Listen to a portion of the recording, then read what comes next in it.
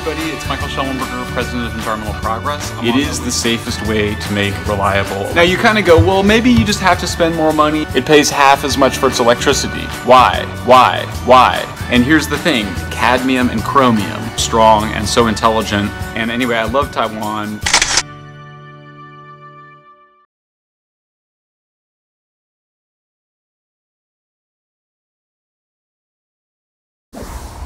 Hey everybody, it's Michael Shellenberger, President of Environmental Progress. I'm on my way to Taiwan. I'm really excited for the visit.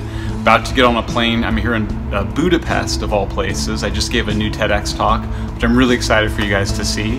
And I land, I guess, in 20 hours or something. I fly through Istanbul. It's gonna be crazy.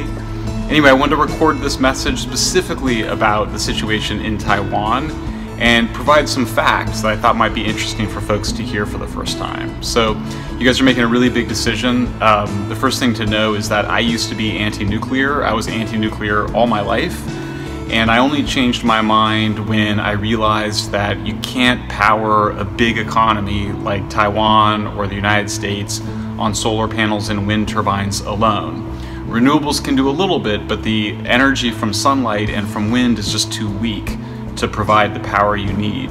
And so I gradually changed my mind, and I wouldn't expect anybody to change their mind very quickly. It took me several years to get over my fears, to read the evidence. But I want to share some information that I think you might find interesting. And please don't take my word for it. Look it up yourself, look it up online. Let's have a conversation about it when I get into Taiwan. So a couple of things to keep in mind. First, about nuclear is that it is the safest way to make reliable electricity. This is just the most recent study that was done by the British medical journal Lancet. You can see that nuclear is safe because it doesn't create air pollution. And if you've ever, been outside and you're breathing all that smoke from cars and from industry, you know that it can feel really bad. And so what we know is that, according to the World Health Organization, 7 million people die every year from air pollution. And the reason that nuclear saves lives, in fact, the climate scientist James Hansen found that nuclear has saved about 2 million lives to date just because it doesn't produce air pollution. So that's sort of the first thing to know. If you restart your nuclear plants, you will save lives. That's just very clear. But Taiwan has this other situation that a lot of other countries don't have, which is that you don't have your own fossil fuels. So even if you don't believe, if you're not worried about the environment, if you're just worried about the security of a place like Taiwan, which is a small island, you guys have to import about 97% of all of your energy. What you get with nuclear is you just have to import a little bit of fuel, but otherwise you make all of your own energy on the island from nuclear, and you will save a huge amount of money that you have to currently spend importing coal and natural gas into Taiwan. A lot of people talk about doing solar and wind. The challenge, of course, is that the sun and the wind only produce electricity just like 10 to 30% of the time in most places.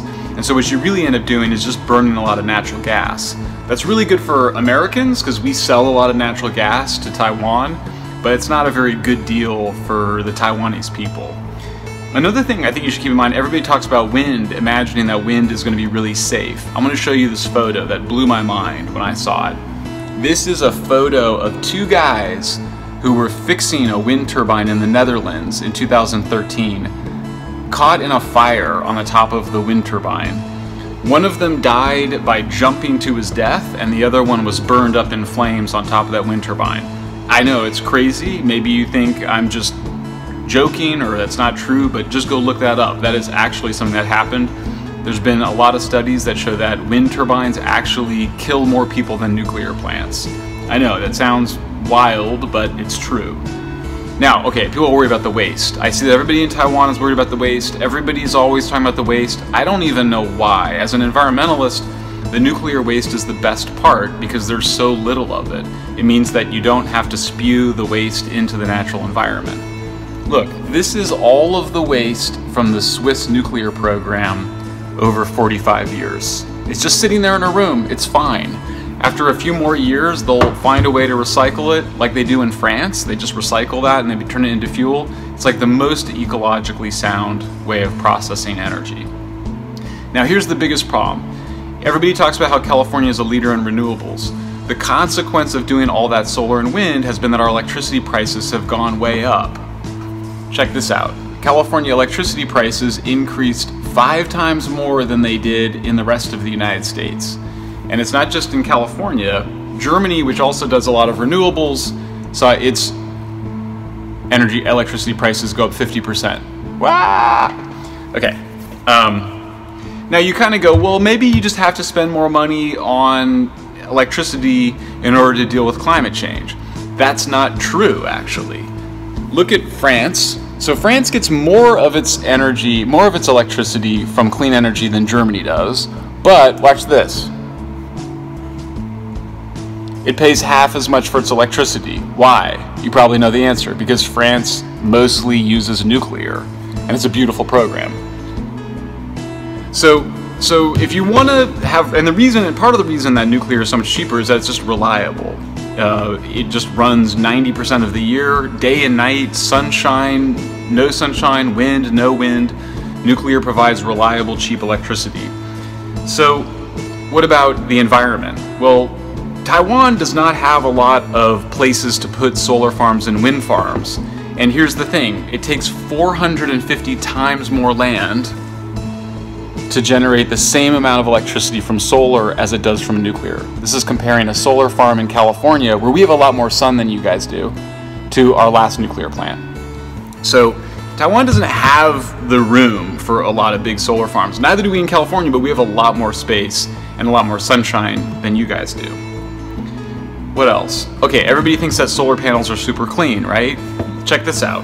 What do you think happens to solar panels when you get done using them? Nobody thinks about it, right? They stop working after 20 to 25 years, and then they become electronic waste. And then where do they go? We ship them off to poor countries.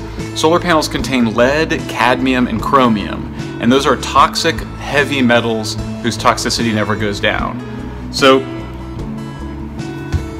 I think you've got a big decision in front of you guys. I think you should make it based on the evidence, not based on scare tactics, not based on superstitions.